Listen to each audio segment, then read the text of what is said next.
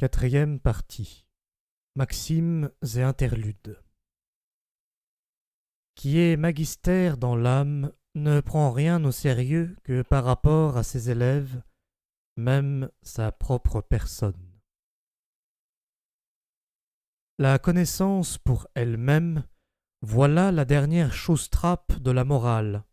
C'est ainsi qu'on retombe complètement en son pouvoir.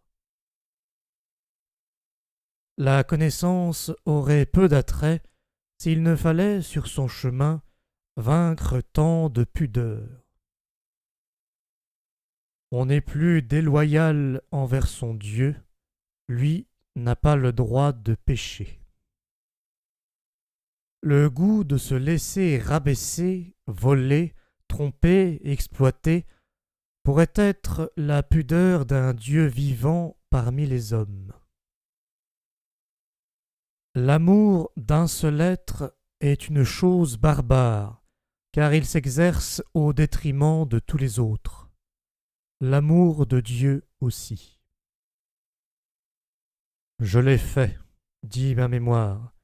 Je ne puis l'avoir fait, dit mon amour-propre, et il n'en démord pas.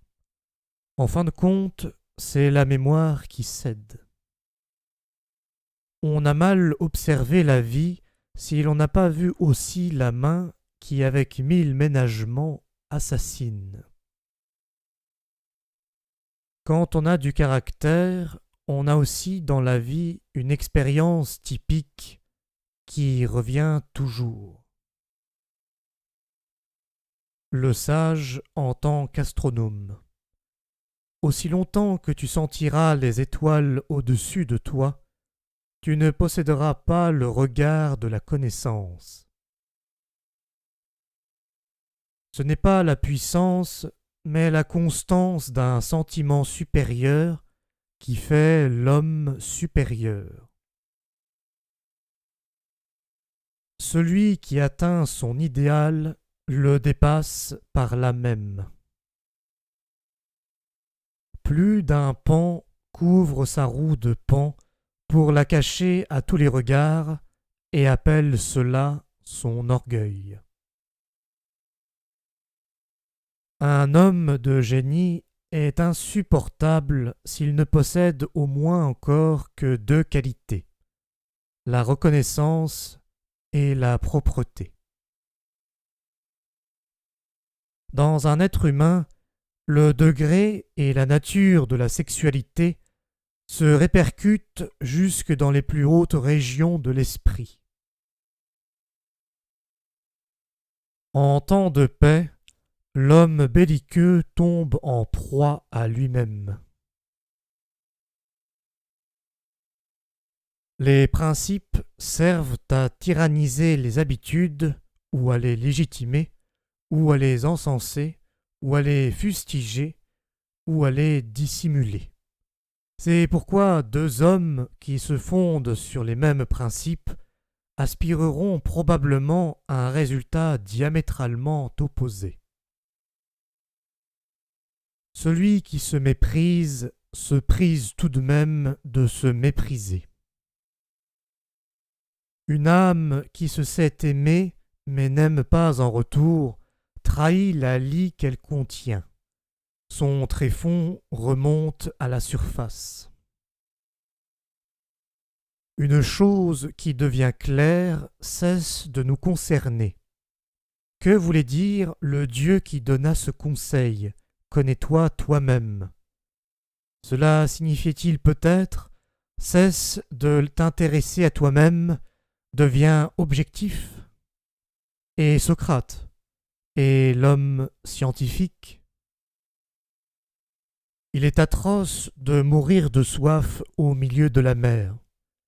Faut-il donc que vous saliez vos vérités au point qu'elles ne soient même plus bonnes à étancher la soif ? Pitié pour tous, mais ce serait dureté et tyrannie à votre égard, monsieur mon voisin. L'instinct. Quand la maison brûle, on oublie même de dîner. Oui, mais on se rattrape après, sur la cendre. La femme apprend à haïr dans la mesure où elle désapprend de charmer.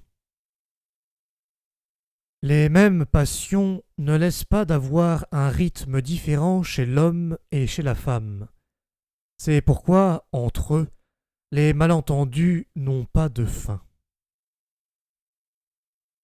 À l'arrière-plan de toute leur vanité personnelle, les femmes gardent toujours leur mépris impersonnel pour la femme. Cœur enchaîné, esprit libre. Quand on enchaîne rudement son cœur et qu'on le tient prisonnier, on peut accorder bien des libertés à son esprit. Je l'ai déjà dit une fois. Mais on ne me croit pas, à moins de le savoir déjà. On commence à se méfier de certaines personnes très intelligentes quand on les voit embarrassées. L'épreuve d'expériences terribles conduit à se demander si celui qui les vit n'est pas lui-même quelque chose de terrible.